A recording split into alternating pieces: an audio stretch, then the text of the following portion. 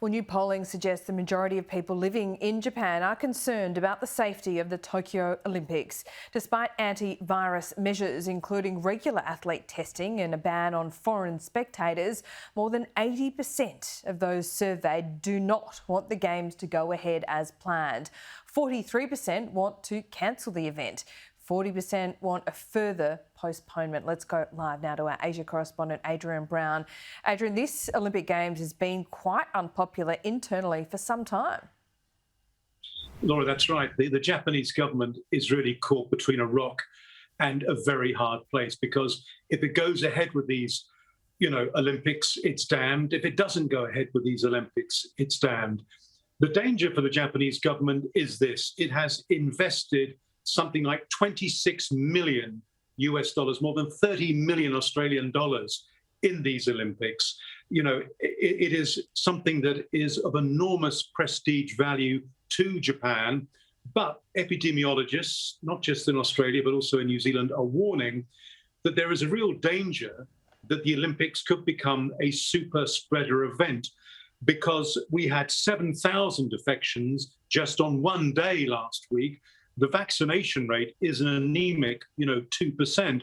So if the Japanese do decide to go ahead with these games, in spite of growing numbers of people in Japan saying these games should not be happening, if it does go ahead with these games and it becomes, as I say, a super spreader event, then these Olympics will be tarnished and tainted for years to come. But if Japan decides to cancel these Olympics and the IOC and Japanese government continue to insist they will happen, then of course they're going to be left with an enormous bill. And remember, the IOC will then find itself in the position of having to refund the rights holders around the world. And they may not have that money to refund. So this could be actually a really defining moment for the Olympics. And remember, just, in February next year, China will be hosting the Winter Games, and he doesn't want that negativity to bleed over into the Winter Games. Yeah, indeed. And it's interesting that you say if Japan decides to not go ahead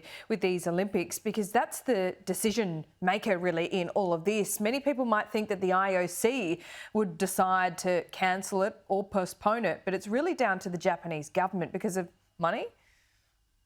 Well, in a way, Laura, it may be actually out of the Japanese government and the IOC's hands. It actually could come down to the athletes themselves. Remember last March when athletes in Australia and Canada said, there's no way we're going to compete in the Olympics in Tokyo in July 2020. That forced the Japanese government to postpone the Games for another year.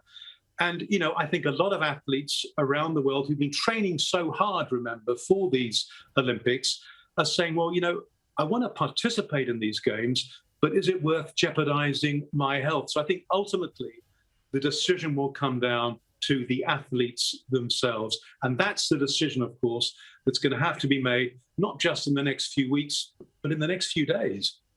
Indeed, because we are getting closer and closer. It starts at the end of July. Are there any countries that have signalled their reluctance to travel to Japan?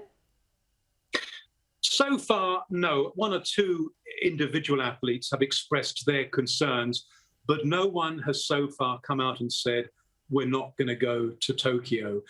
China, incidentally, has been very vocal in its support of the Summer Olympics, saying it wants the Games to happen. But of course, China has a vested interest in saying that because, of course, it is hosting the Winter Games in February 2022. And in fact, China has gone so far as to offer free vaccines to athletes taking part in the Tokyo Games as a way of demonstrating its support for Japan. But of course, Japan and China are old rivals. They have a very uneasy relationship.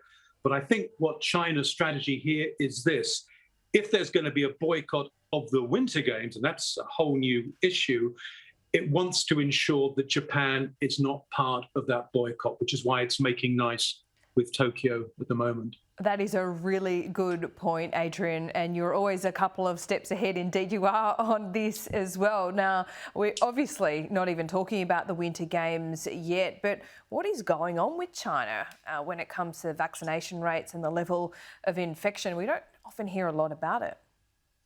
What we are hearing a lot about, Laura, is the infection rate that's rising in the other China, in Taiwan. Now, Taiwan, of course, was very much the poster boy in terms of combating COVID-19, but just in the past few days, the infection rate has soared on the island republic, and it only has something like 300,000 vaccines. It's desperate to get more vaccines shipped to Taiwan. China, of course, is offering to help Taiwan. It says we've got plenty of vaccines, we can help, but because of the enmity between the two, Taiwan is resisting and saying, in fact, by law, they cannot accept Chinese vaccines. So that's a very interesting one playing out. And it also touches on a subject we discussed last week, which is semiconductors.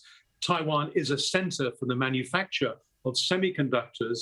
But if there's a danger that the COVID outbreak could spread in Taiwan and affect production of semiconductors, then that's going to impact economies around the world, of course, because those semiconductors are used in so many of the electronics that we buy.